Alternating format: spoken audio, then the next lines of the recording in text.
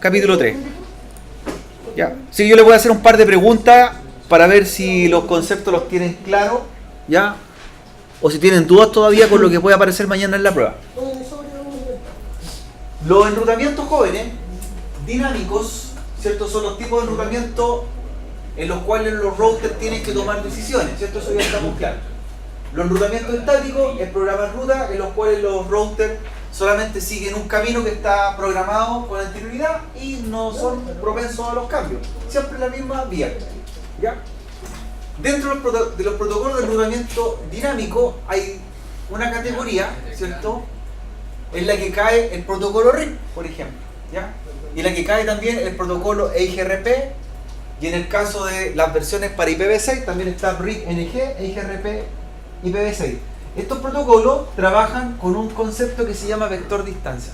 Son routing dinámico, vector distancia. ¿Qué significa que sean vector distancia? Estos cuatro protocolos, ¿cómo buscan las rutas? Siempre por las rutas más cortas. La que tenga menos salto, por ahí nos vamos. Por tanto, RIP trabaja de esa forma, EIGRP trabaja de esa forma, RIP-NG, que es el mismo RIP, pero para IPv6, y EIGRP para IPv6. ¿Están claros con los vector distancia, cierto? ¿Sí? Sí. ¿Cuál es la característica de vector distancia? Como, ¿para qué sirve? Explíqueme, claro. Yo creo que por lo que dice es como que se ve cuál es camino más corto para llegar. Siempre la ruta más corta. No importa que tenga, ¿cierto? Que esté congestionada, más corta.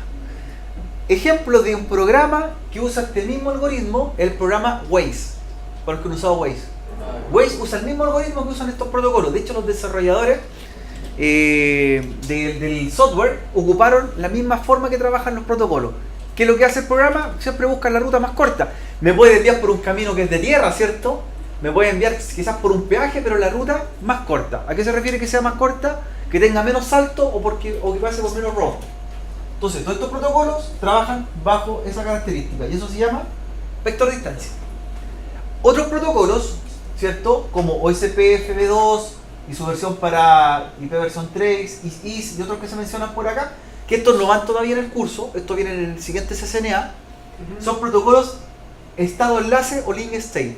¿Qué diferencia de funcionamiento tienen con los protocolos vector distancia? Es que ellos no buscan la ruta más corta. Para ir a buscar una ruta, buscan la que esté más expedita. Puede que me demore o pase por 10 routers, pero buscan el mejor ancho de banda. Esa es la diferencia. La que no tenga Congestión. Sin congestión. No importa que sea más largo el camino, pero la que tenga menos congestión. ¿Qué programa de ubicación trabaja con el mismo algoritmo? Google Maps. Google Maps trabaja, los desarrolladores de Google ocuparon un algoritmo matemático que usan estos mismos protocolos. Y los de Waze ocuparon esto. Vector distancia, estado enlace. Vector distancia, rutas más cortas para llegar a un destino a otro. Estado enlace, rutas más expeditas. ¿Ya? Ahí tenemos ya alguna referencia. Otro detalle en estos protocolos. RIP versión 2 es un protocolo abierto, tanto como RIP-NG. ¿Qué significa que sean abiertos? Que no son propietarios de Cisco y pueden estar en uso de cualquier otro tipo de router. Podríamos tener un router Huawei, un router TP-Link, un router Cisco, un router NEC y todos podrían usar ese protocolo. ¿Ya? Entonces yo podría mezclar tecnología. Posiblemente a usted les toca trabajar en una empresa y esa empresa no va a tener router solamente Cisco, ¿cierto? Va a tener de otros fabricantes. Entonces el protocolo más adecuado que usaría usted sería RIP o RIP-NG. ¿Los del lado son de 5? EIGRP y IGRPv6 son de Cisco. ¿Qué significa? Que si usted lo configura en un equipo Cisco, al otro extremo tiene que haber otro equipo Cisco. Si yo pongo un equipo de otro fabricante, ese protocolo no viene incorporado. ¿Ya? A ver, ¿qué ventaja? Esto tiene ventaja y desventaja. Si no abocamos en estos tipos de protocolos.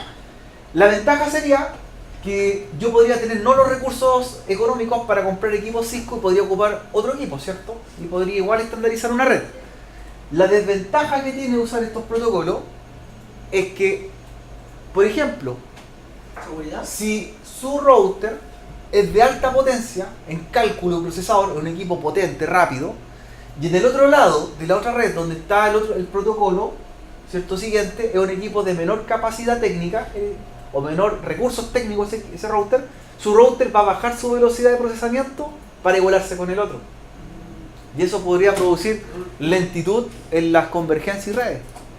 Si usted utiliza un equipo Cisco en un lado y otro equipo Cisco en el otro extremo, ambos son de alta capacidad, de alto rendimiento. Es más caro, me va a costar el doble, pero la estabilidad de un protocolo que lo hizo el mismo fabricante del hardware, este funciona a la perfección y este posiblemente pudiese tener fallas. ¿Ya? Esta es la misma comparación que yo le hago a algunos alumnos cuando mencionamos los fabricantes de autos. Usar protocolo Cisco en un equipo Cisco, configurado con Cisco, es casi como andar en un Ferrari. ¿Qué significa? Que la Ferrari fabrica el motor, el chasis, todo. Y eso me da una mejor confiabilidad. El usar estos protocolos con distintos fabricantes podría hacer que estoy tratando de hacer funcionar un hardware adaptado a un sistema operativo. Un ejemplo, un vehículo chino. El motor es de un fabricante, el chasis de otro fabricante, ¿cierto? Los circuitos integrados de otro fabricante. Entonces, ¿qué hacen ellos? Compran partes y las tratan de meter en un automóvil. ¿Eso hay probabilidad de que tenga falla? Por la compatibilidad. Eso pasa también en Windows, ¿cierto? Muchas veces. El sistema operativo Windows tiende a tener fallas de compatibilidad porque Microsoft solamente fabrica el sistema operativo. Y usted el sistema operativo lo instala en un hardware que es de cualquier fabricante, ¿cierto? En un equipo Mac es distinto, en un Apple. Apple fabrica el hardware, Apple fabrica el sistema operativo, ¿ya? Y aquí estamos hablando de algo muy similar. Entonces me da una confiabilidad mucho más alta. Pensando que nada, ¿cierto?, es 100% seguro, pero aquí podría tener un 99% de funcionalidad, ok, y aquí podría tener más fallas. Esa es como la desventaja que podríamos tener, ¿ya? En estos otros protocolos, ya, no los vamos a trabajar todavía. OSPF a lo más va a entrar en el capítulo 7, cuando ya vamos por ahí en octubre, noviembre, sí vamos a ver el protocolo, y en el CCNA3 lo vamos a ver más avanzado. Pero son protocolos de mayor convergencia y son para redes más grandes, ¿ya? Por eso no los tocamos todavía. Y menos los que dice acá, protocolos de gateway exterior, BGP y BGP-MP. Esos son los que usan los proveedores de internet. Todos estos protocolos que están aquí, los del estado enlace y los vector distancia, son protocolos que se podrían usar en redes nacionales, dentro de un país, ¿ya? Por ejemplo, si tengo una empresa que tiene 10 sucursales, por ejemplo, una en cada región, yo podría usar perfectamente RIP versión 2, ¿cierto? O RIP NG si estoy trabajando con IPv6. Pero si esa empresa tiene 30 sucursales, ya RIP no lo puedo usar. ¿Por cuál sería el motivo? Por la cantidad de saltos. RIP es un protocolo que conoce hasta el salto número 15. Por lo tanto, si es una red que crece con más de 15 routers, RIP no lo soporta. Ahí tendría que pasarme, por ejemplo, a OSPF. Siempre y cuando en el manual del fabricante diga que soporta el protocolo. ¿Ya? OSPF es un protocolo estándar y abierto. Por lo tanto, no solamente de otros fabricantes, Cisco también lo usa. Si a mí me preguntan cuál protocolo utilizar en una red abierta, yo prefiero usar OSPF. OSPF, me gusta mucho usar este protocolo porque es compatible con todo, pero el único requisito, el pero que yo le pongo, es que para que funcione este protocolo requiere equipos potentes. Porque hace mucho procesamiento matemático para buscar rutas, ¿ya? Entonces necesita un buen procesador el equipo y alta RAM. Un equipo de alto rendimiento, ¿ya? Y esto otro, ¿por qué no lo vemos? Porque son para redes internacionales. Aquí ya no estamos hablando de 15 routers, 20 routers. Aquí estamos hablando de redes que se comunican, por ejemplo, con 1000 routers, ¿ya? Donde estamos moviendo el tráfico de un continente a otro. Por ejemplo, en el troncal de fibra óptica que está en Valparaíso, donde sale la fibra óptica y la recibe Chile, a nivel continental, los proveedores de internet como Telefónica o Movistar en este caso, usa estos protocolos. Ya, son protocolos grandes. Por eso no los vemos nosotros en redes más pequeñas, CCNA2, sí en CCNA3, ¿ya? Para que ya los vean. Estado enlace, vector distancia. A mí me interesa que les quede claro la diferencia entre uno y otro, ¿ya? Uno busca rutas más cortas, el otro rutas más expeditas, ¿ya? Ya vos están preparados para IPv6. El enrutamiento dinámico, ¿cierto?, tiene varias ventajas, entre ellas que permite descubrir redes nuevas. Los routers ya no tienen que estar siguiendo siempre el mismo camino, pueden tomar caminos diferentes de acuerdo a cómo la red va cambiando. Y eso lo vimos en un ejercicio con red, que botamos una tarjeta de red y el tráfico se iba por otra, ¿cierto? Y como usuario, uno en la red no se da cuenta, simplemente le interesa que los routers vayan balanceando la ruta y tenga siempre conectividad. Ya, esa es la lógica de RIP. ¿Ya? En este caso como un enrutamiento dinámico. Se mantienen las tablas de routing actualizadas, de hecho se ven con un comando, show IP, route, y veo que redes conocí, redes nuevas que van apareciendo y que van conociéndose otros routers vecinos. Busco los mejores caminos según vector distancia, estado enlace, ¿cierto? Caminos cortos o expeditos. Y en el caso que una ruta tenga una falla, busco otra para que esté disponible. ¿Ya? Entonces, todas esas son las ventajas que tienen los protocolos de routing dinámico. Todas las clasificaciones que vimos. Todos cumplen el mismo objetivo. ¿Ya? ¿Qué más tenemos que declarar? Los protocolos de routing dinámico guardan las tablas de enrutamiento en una parte. Primero, cuando uno está configurando, ¿cierto?, un protocolo, todo se va guardando ¿dónde? En la RAM, en el running config, y nosotros tenemos que grabarlo después.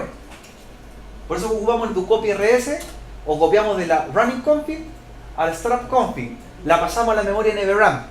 Y eso significa que si pasamos las tablas de enrutamiento de la RAM a la NVRAM, aunque apaguemos el router, van a quedar siempre grabadas. A diferencia de los switches. Los switches guardan tablas de direcciones MAC, pero son temporales. Los switches siempre guardan en la RAM. Entonces, ¿qué pasa si un switch se apaga y se enciende? Pierde todas sus tablas de direcciones MAC. Un router, aunque yo lo apague y lo enciende, siempre se mantiene sus tablas de enrutamiento. Siempre están guardadas ya. ¿Ya? Siempre y cuando usted haya hecho un do copy rs, un copy running config, ¿cierto? Si grabó, está ya en forma definitiva en el router. ¿Ya? Los routers también, así como guardan esas tablas con datos, que son rutas que van aprendiendo, también utilizan algoritmos matemáticos para poder buscar y calcular la ruta. Como lo explicamos en un principio. Vector distancia, busca rutas más cortas, estado enlace, rutas más expeditas. Y ahí dimos dos ejemplos de dos software, Waze y Google Maps. Ambos usan los mismos protocolos, ya se basaron en lo mismo. Entonces, son como características. Nos estamos dando cuenta que para que un router trabaje con enrutamiento dinámico igual requiere hacer procesamiento de datos, ¿cierto? ¿Qué significa que tenga procesamiento de datos? Que necesita procesadores de alta velocidad, ¿cierto? Igual que un computador. Un computador entre un programa que necesita más recursos, un juego por ejemplo, necesita un procesador más rápido y que tenga mayor cantidad de RAM. Y eso, a la larga, ¿en qué se ve afectado en el precio? Un router va a ser más caro. Por eso si usted compara un router de hogar que le cuesta 15.000 pesos, ¿cierto?, versus un router ya de gama alta que le cuesta 2 millones de pesos, tiene que ver mucho en el hardware que tienen adentro, ¿ya? Porque tienen que ser rápidos y procesar rutas, ¿ya? Esa es la diferencia, ¿ya?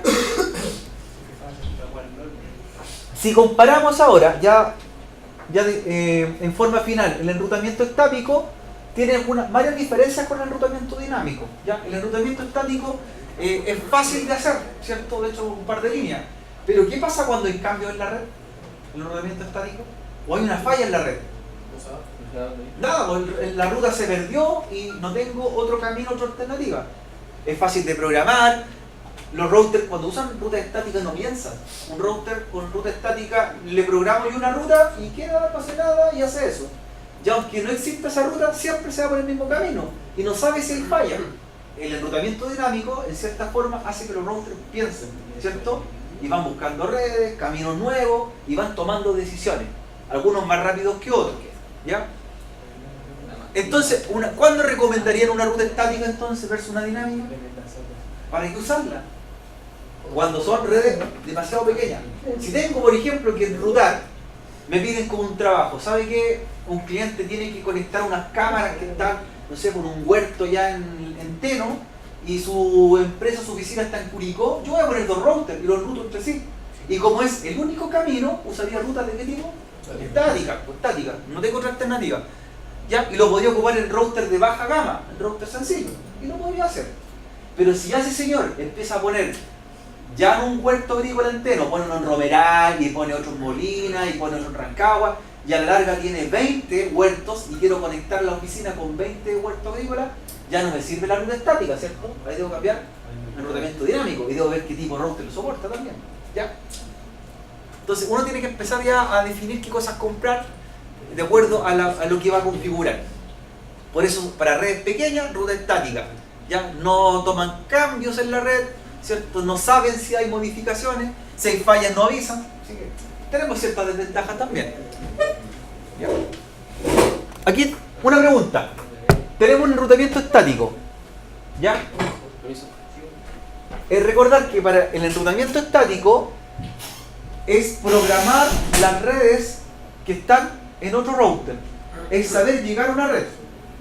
El enrutamiento dinámico, a diferencia, es mostrar las redes que tiene directamente conectadas, ¿cierto? Esa es la diferencia entre ambos. ¿Ya? En rutas dinámicas o enrutamiento dinámico, mostrar mis redes. Enrutamiento estático, aprender otras redes. ¿Ya? Según este diagrama, el R1, ¿qué redes tiene que aprender o programar usted como técnico si quiere hacer enrutamiento estático? ¿El R1? El R1. El R2, Pero ¿cuáles son las redes? Las redes. 10.1.1.0, Ya. 10.1.2.0. Las que no están directamente conectadas. Con enrutamiento estático es aprender las redes que no tengo, ¿cierto? Sería la 10.1.1.0 más que la 24, Y la 10.1.2.0.24. ¿Por dónde? Por la 2. Por la punto 226. Siempre va a ser este camino. Se falló esta ruta, perdí la conexión, ¿cierto? Y el router va a querer seguir buscándola. Y no existe la ruta. Ya. Enrutamiento estático, las redes que no tengo. ¿Y cómo llegar? ¿Ya? Si esto fuera enrutamiento dinámico, ¿cómo sería? La primera que encuentro. Sería mostrar, Publicar. publicar la 192.168.10.0, Y la 11.0 y la 209, 165, 200.24, porque son tres redes que él tiene directamente conectadas. Ahí está la diferencia. Las que tiene directamente conectadas. ¿Cómo yo sé mis redes que tengo directamente conectadas? Aquí la estoy viendo, ¿cierto? Pero con el comando show IP road y va a salir con una letra C. Esas son las redes que yo tengo que mostrar, ¿ya? Tanto para enrutamiento estático y dinámico. Esa pregunta, para que aclare claro el concepto. Estático es conocer estas redes que están lejanas. Dinámico, publicar mis redes. Esa es la diferencia. Cuando un router le muestra las redes a otro router, forman las tablas del enrutamiento. Dice, usted conoce esa red, yo conozco esta otra, compartamos, y esa es la información que se guarda en la NVRAM finalmente. ¿Ya? Repasemos. Si tenemos que trabajar con routing estático, tiene ventajas y desventajas, las que mencionábamos. Es fácil de configurar la ruta estática, hiperroute, un comando, red máscara y listo, ¿cierto? Rapidito. ¿Ya? Es seguro, porque la red que yo le muestro es como debe llegar. No aprende redes nuevas, sino que lo que uno predetermina. Por lo tanto, eso no me obliga a que vaya aprendiendo cosas que no existen. ¿Ya? Siempre la misma ruta, el mismo camino, y no requiere mucha CPU o RAM en el equipo que está configurado, porque el router no toma decisiones. ¿Ya? Vamos a donde le dicen. Claro, no tiene que tomar decisiones. ¿Cuál es la desventaja? ¿Qué pasa si la red empieza a crecer? Hoy cambio la red. Basta que yo cambie la dirección IP del otro equipo y se perdió toda la comunicación. ¿Ya? Basta con eso. Y aquí se podría notar, po, que le ponga la IP, por ejemplo, 24, 22, este router nunca va a llegar al otro lado. Se perdió, ¿cierto? Esa es la desventaja. Para redes complejas no sirve. Por lo tanto, yo les podría dar una idea. Si tenemos redes en las cuales hay menos de 3 routers, de 3 o menos, ruta estática. Si hay más de 3, dinámica. ¿Ya? Así como sería como una buena norma para trabajar. Siempre y cuando yo tenga claro que esa red no va a seguir creciendo con el tiempo, no van a aparecer más equipos. ¿Ya? Eso es lo que tiene que ver en el diseño. Routing dinámico, este es el resumen para que los preparemos para la prueba. Ventajas, que se empiezan a aprenderse las topologías, ¿cierto? Las redes van creciendo y el enrutamiento también va creciendo a la par. Cuando uno programa enrutamiento dinámico, en cierta forma se desliga un poco, ¿cierto? Programa una vez y el router se encarga de hacer el resto. No estoy preocupado de si hay fallas. El router se encarga después de buscar la mejor ruta según el protocolo que programé, si es vector de distancia, todo enlace. ¿Ya? Es independiente del tamaño de la red. La red puede seguir creciendo y se incrementan más redes y entre ellos se aprenden y se enseñan. ¿Ya? Se adaptan. Pero la desventaja requiere más procesador, más RAM, porque los equipos están trabajando constantemente buscando rutas con algoritmos, ¿ya? Es menos seguro, porque podría aparecer una ruta, por ejemplo, nueva en internet, y él se va a ir por un tráfico de internet y podría hacer una ruta falsa para hacer captura de paquetes. Uno puede crear routers virtuales en internet, en máquinas virtuales, y los puede hacer trabajar como si fuesen un router real. Yo podría hacer que el tráfico de una empresa se fuera por mi router, haciéndolo pensar que es el router de una organización. Yo lo he hecho en laboratorio. Entonces, ¿qué me permite tomar el tráfico y que pase por mi equipo el tráfico de una red? ¿Para qué? ¿Cuál es el objetivo? De desviar el tráfico y que pase por mi equipo. ¿Revisar la información? Captura paquetes, por ejemplo. Capturo los paquetes que están pasando en la red. Parece el objetivo. Se puede hacer si no hay seguridad en las rutas, ¿ya? Entonces tenemos ventajas, desventajas. Usted tiene que comparar, ya sabe qué utilizaría, ¿cierto? Redes pequeñas, rutas estáticas. Ya redes con más de 3 equipos, dinámicas. Ahí también tiene que aplicar qué protocolo. RIP nos serviría hasta 15 saltos. O SPF nos sirve hasta 255 saltos. Entonces, para redes más grandes. Y esos que mencionamos nosotros al principio, es lo que yo le comenté que son routers o protocolos de enrutamiento para redes internacionales, que es el BGP. Estos pueden conocer fácilmente hasta 1000 routers. O sea, el tráfico de 1000 routers más allá. Y se publican millones de tablas de enrutamiento. Aquí estamos hablando de tráfico que sale de un continente a otro. ¿Ya? No un par de regiones, continentes completos y varios países salen de un lugar a otro. Entonces necesitamos ahí mega máquinas, ¿cierto? Imagínense la capacidad de procesamiento que tienen que tener esos routers. ¿Ya? En realidad no es un router, son cientos de routers que trabajan en conjunto como si fuesen uno. ¿Eso es el router Cisco normalmente o hay una...? Es de todo, de todo. Hoy día te encuentras mucho Huawei. En Europa, ojo, en Europa se usa mucho la marca Alcatel. Alcatel es una empresa francesa de equipos de telecomunicación. En Japón se usa mucho NEC, la empresa NEC y Panasonic, router. En China el líder indiscutido es Huawei, fabricante chino. Y en el resto del mundo es Cisco. ¿Ya? Si nosotros hacemos una estadística global, va a ser Cisco siempre. ¿Ya? Pero también está segmentado según varios factores, precio, ¿cierto? Ubicación o al país que pertenece. Ya.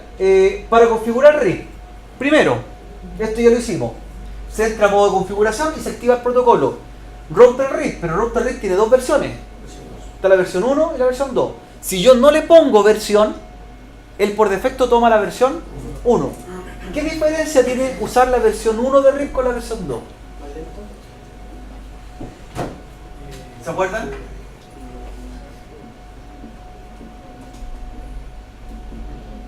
Classless versus classful. ¿Ya? Por ejemplo, si tengo una red con máscara 24, una red con máscara 8 o máscara 16, son redes por defecto, ¿cierto? Que están estandarizadas A, B o C.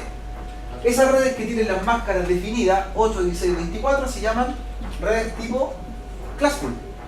Y RIP versión 1 solamente conoce redes classful. ¿Qué pasa si en mi topología yo tengo que mostrar una red que es de tipo classless? Y esas redes tipo classless son las que son redes que su máscara fue modificada. Por ejemplo, una máscara 27, una máscara 15, ¿cierto? Son sus redes y fueron hechas con un cálculo que se llama BLCM. RIP versión 2 conoce este tipo de redes. RIP versión 1 solo estas.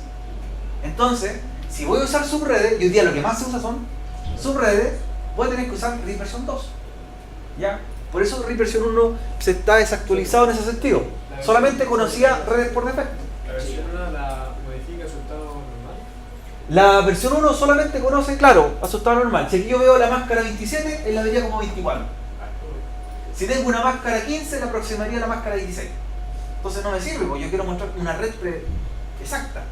¿Ya? Para eso hice el cálculo, ¿cierto? Entonces, esa es la diferencia. Aquí nos damos por hecho que están configurando ¿qué versión? La 1. Si no le pongo versión en la 1, y luego ¿qué hizo? Publicó las redes.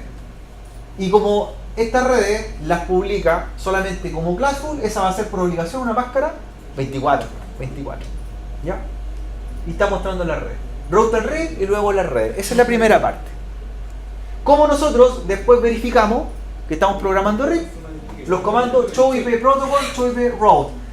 Las redes que están aprendiéndose con RIP van a aparecer con una letra R, siempre y cuando ya tenga otro router que tenga RIP. Si yo me programé con RIP y el otro con nada, no se muestra RIP. Tiene que haber mínimo 2 routers con el mismo protocolo para que se muestre la información. Porque de lo contrario, ¿cómo yo muestro información y nadie me la muestra a mí? El protocolo no aparece. Otro detalle, ¿qué significa el número 120 que está ahí?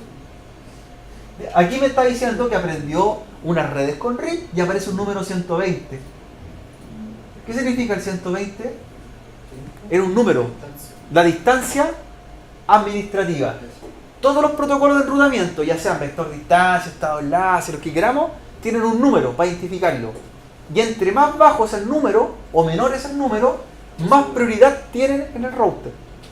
Es decir, si yo en un momento, por ejemplo, en el mismo router, programé RIP, rutas con RIP, pero también programé rutas con OCPF, ¿ya? RIP tiene el número de distancia administrativa 120, es un número estandarizado, eso hay una tablita en el capítulo donde muestran ese número. OSPF tiene el 110, por lo tanto, ¿cuál va a ser el protocolo predeterminado que va a tomar el router? OSPF. Y si tengo una ruta estática, las rutas estáticas son todavía más predeterminadas porque su distancia administrativa es 1. O sea, si tengo una ruta estática y tengo 2 protocolos más configurados, él va a preferir la ruta estática. ¿Ya? Y eso se llama la distancia administrativa. El valor que está al lado dice /1 o /2. ¿Qué significa? Porque ya conocimos la distancia administrativa. El número que lo acompaña al lado, ¿lo vieron? ¿Lo alcanzan a apreciar ahí? Ese número es la cantidad de saltos que tuvo que pasar para llegar a esa red. Por lo tanto, pasó por 2 routers. O sea, él pudo conocer la red 192.168.50.0 pasando por 2 routers. Le costó 2 saltos. ¿Ya? Y el número en valor que está acá es el tiempo, que significa hace cuánto tiempo aprendió esa red. Y el último, que es la tarjeta, es por qué tarjeta pasó. ¿Ya? Esa es la información que uno va teniendo. Acá ya está demostrado, está configurado con qué versión. Con versión 2, ¿cierto? Que es la versión más moderna. Luego, bueno, sin contar la RIP NG, porque es la misma pero para versión 6, IPv6. ¿Ya? También me está indicando que redemostrar el mismo concepto, pero la diferencia está classful, classes. Eso para que les quede clarito. Ya chicos, continuemos porque vamos terminando rapidito el capítulo y pasemos al ejercicio práctico. Cuando programábamos RIP, también le agregamos un comando que se llamaba no autosummary. ¿Se acuerdan? RIP, versión 2, network, no autosummary. ¿Qué es lo que hacía? Desactivamos nosotros la sumarización. ¿Pero qué es la sumarización? ¿Cómo la podríamos explicar rápidamente? Capítulo 2. Sumarización. La sumarización es esto. Si yo tengo una red que quiero mostrar, miren, tengo la red 192, 168, la 10, máscara 30, ya me di cuenta que es una subred.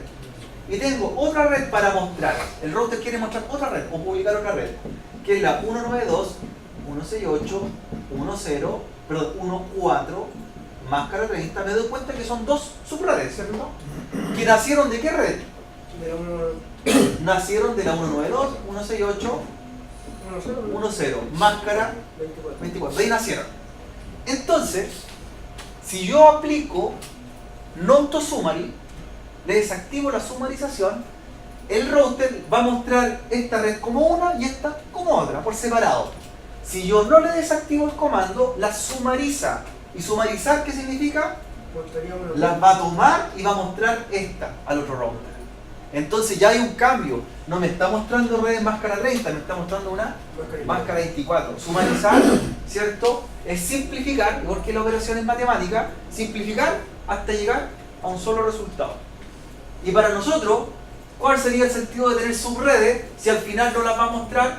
¿La va a mostrar como una sola? Entonces por ello, nosotros aplicamos el comando no to summary, para no sumarizar, no agrupar. Y así yo las muestro todas en forma separada, mis redes. ¿Ya? Para ello, por eso aplicamos network tanto, network tanto, network tanto. Si aplico 3 o 4 network, que las muestre por separado. O si no, las va a mostrar como si fuesen una. ¿Ya? Clarito está ahí, ¿cierto? Sí. Sumarización. ¿Quién lo quiera sumarizar? Ya. ¿Para qué se ocupaba el comando passive interface? ¿Qué es lo que hacía? ¿Cómo? Passive interface o interfaces pasivas. También nosotros lo aplicamos. De hecho lo hacíamos en el protocolo. Passive interface gigabit tanto. Tiene lógica. Para mostrar la ruta que no tiene más routers. O sea, más routers. Miren. Estoy en el router 1. ¿Cierto? El router 1 tiene que mostrar sus redes que tiene directamente conectada, que sería la 192.168.1.0, la 192.168.2.0. Pensando que estoy con RIP, ¿cierto? Sí, para que las conozcan los otros routers. Pero, para acá, tengo otro router al cual yo le voy a mostrar mis rutas y en la tele. Pero para acá, tengo otro router. No, pues hay un switch. Entonces, ¿qué sentido tendría mandar tablas de enrutamiento por esa tarjeta gigabit si al otro lado no hay ningún router que la reciba? Entonces, lo que estoy haciendo ahí es mandar tablas al vacío en realidad. La estamos mandando a un switch. Entonces, como bien raro eso. ¿Qué problema tengo si mando tablas de enrutamiento? ¿Ya? El enrutamiento va a funcionar igual, pero estoy ocupando ancho de banda. Estoy ocupando un 10% de ancho de banda por esa tarjeta para mandárselo a nadie. Estoy desperdiciando ancho de banda. ¿Ya? Si esa tarjeta es una gigabit, ya me van quedando 900 megas de uso y le ocupé 100 megas solamente para nada. ¿Ya? Y además de desperdiciar ancho de banda, riesgo de seguridad. ¿Por qué? ¿Saben las rutas que hay? ¿Qué pasa si yo pongo una máquina virtual con un router ahí? Conozco todas las rutas. Puedo recibir las rutas de ese router, ¿cierto? Para fines quizás indebidos. ¿Ya? Entonces, ¿qué se hace ahí? Se aplica el comando passive interface y se le dice passive interface gigabit 00 para que por esa tarjeta no mande rutas. ¿Ya? Y ahí ese 10% que estaba desperdiciando de ancho de banda lo reutilizo para tráfico de los usuarios que están acá y logro una velocidad mayor. Por eso muchas veces se preguntan ¿por qué mi ancho de banda será tan limitado? Tengo problemas de ancho de banda, y es porque están desperdiciando recursos. Y cuando desperdiciamos recursos, no solamente de ancho de banda, desperdiciamos recursos del router. O estamos ocupando procesador y RAM innecesario. Exactamente. ¿Ya? Y sobre todo vulnerabilidad. Passive interface. Ah, pero alguien podría preguntar, por ejemplo, por ahí Francisco diría, ¿pero qué pasa con la gigabit 01? Si el router tiene 2 gigabits, ¿y por qué aplicamos passive interface solamente la gigabit 00? ¿Y qué pasa con la gigabit 01? No se aplica porque la tarjeta está apagada. Se aplica passive interface en las tarjetas que estén activas solamente, ¿ya? ¿Qué problema pasaría? Miren, si usted aplica passive interface serial 000, el router voto el enrutamiento, ¿cierto? Me equivoqué y él no le va a mandar tráfico a otro router. Otra pregunta, aprovechando que estamos en la topología. ¿Quiénes comparten tablas de enrutamiento? ¿El R1 se la envía al R3? ¿Sí o no? ¿Él le muestra sus tablas al R3? ¿Debería? Una pregunta de prueba. ¿Debería? ¿Debería? ¿Seguro? Directamente no se muestra el R2. Así exacto. Los routers muestran tablas de enrutamiento solamente a sus routers vecinos, al que está directamente conectado. Por lo tanto, el R1 le muestra su tabla R2 y R2 R1. Y luego R2 R3, R3 R2. Nunca el R1 R3. No se muestran a routers, ¿cierto?, que están separados. Tienen que ser siempre sus routers vecinos. Esa es la lógica de los routers, que se van compartiendo tablas para armar el camino, pero en el que está directamente conectado hacia él. ¿Ya? ¿Qué es una ruta predeterminada? ¿Se acuerdan de ello? ¿Y para qué sirve? Las rutas predeterminadas son las rutas, ¿cierto?, que me permiten programar en una sola ruta cualquier red. ¿Y se hace con qué comando? Ahí está, hyperroute.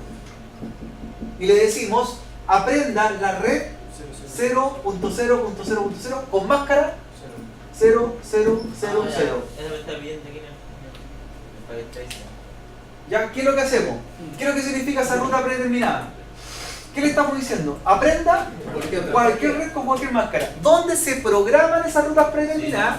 Solamente en los routers que van a internet. En los routers de sus casas tienen rutas predeterminadas. ¿Ya? ¿Por qué?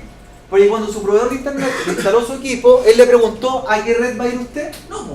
No sabe. Le dijo ¿a qué red va a ir, señor? No, vaya a cualquier red. ¿Y qué es lo que hace? Una ruta predeterminada hacia el exterior. Su router está hecho para conectarse a cualquier red.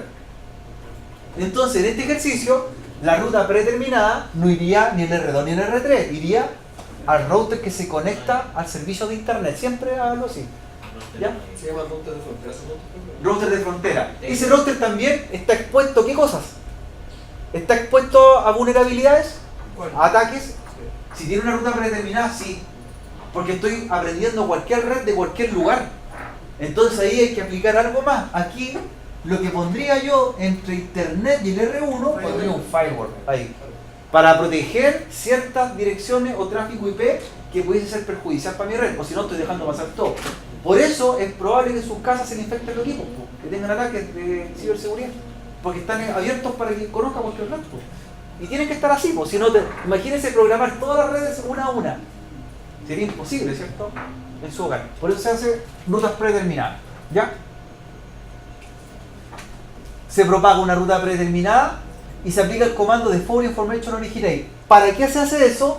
Para que el R1 le diga a los demás routers, yo tengo una ruta a internet y les puedo mostrar las redes. ¿Ya? Para decirle cómo llegar a otros lugares. Y no que ellos se conecten al tráfico de internet. De Full Information Originate. ¿Ya? Repasemos.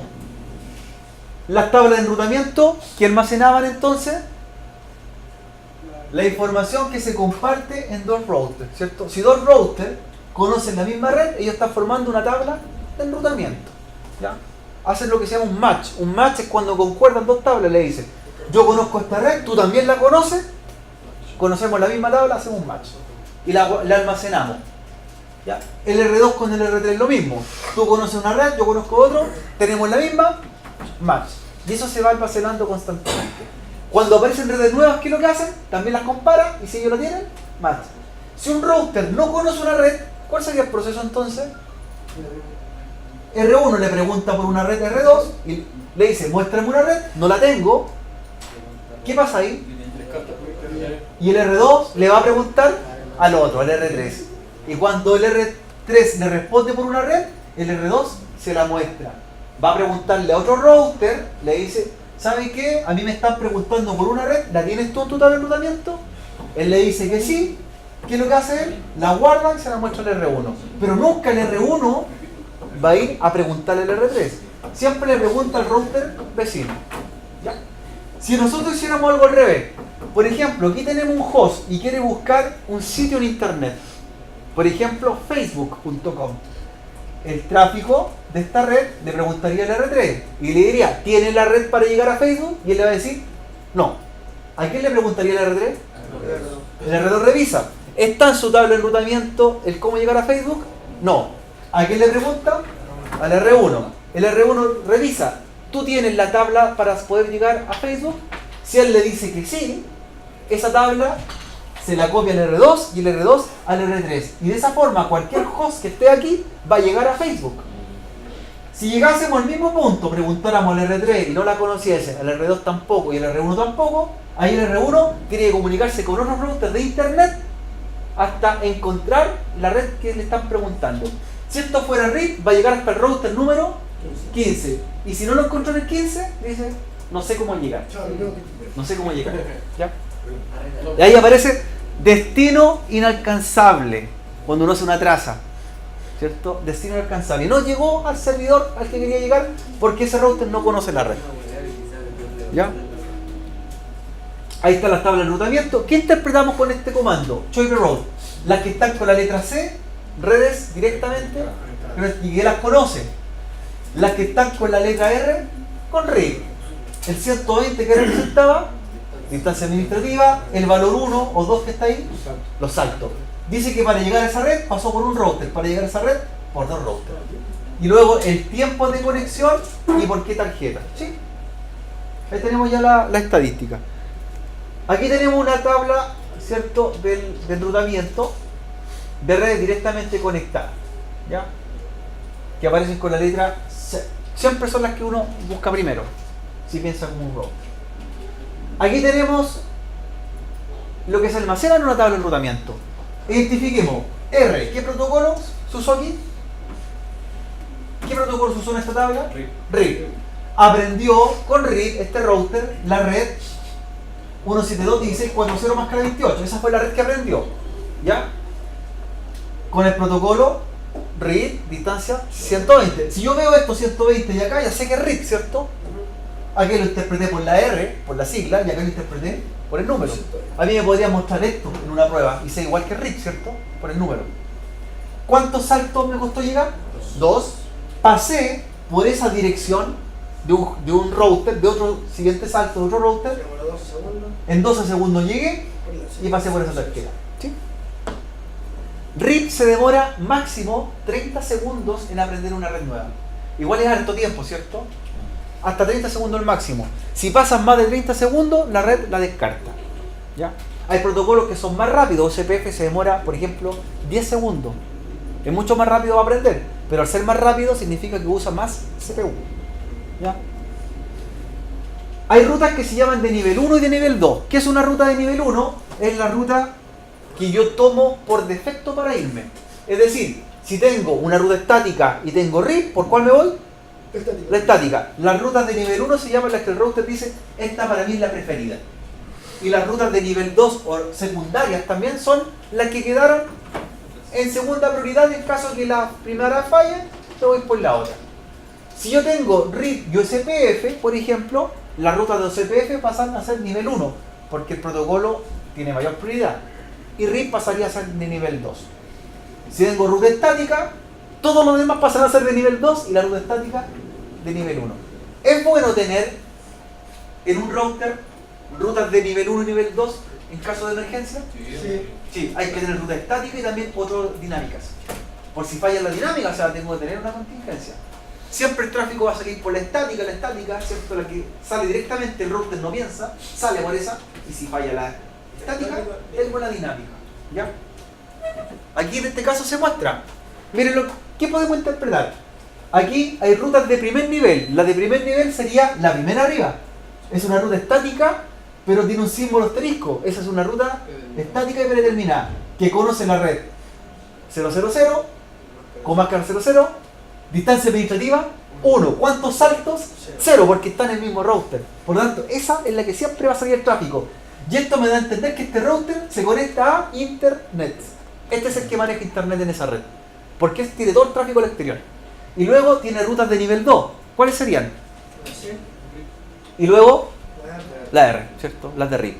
Así sería la prioridad. Pero primero la predeterminada, luego la estática y luego las de RIP. Entonces tiene como varios planes en caso de falla. Puede salir por varios tipos de rutas. ¿Ya? Eso me interesa que lo vayan asociando. Quiero saltarme un poquito acá. Y quiero mostrarle este término, la coincidencia. Ya con esto estamos dándole fin. Para un router podría pasar una coincidencia del siguiente ejemplo. Un router podría tener dos rutas iguales que tienen el mismo costo y están en tarjetas de la misma tecnología. Entonces el router empieza a pensar cómo las diferencio, ¿cierto? Porque si tenemos una estática y dinámica, se da la estática. Pero ¿qué pasa si tengo dos estáticas? O dos predeterminadas al mismo tiempo. Entonces va a pasar algo. Supongamos que ustedes programaron, miren, en un router, tiene la tarjeta serial 000 y tiene la serial 001, ¿cierto? Dos tarjetas seriales, por lo tanto va a salir por dos lados. Ambas son tarjetas de 1 giga.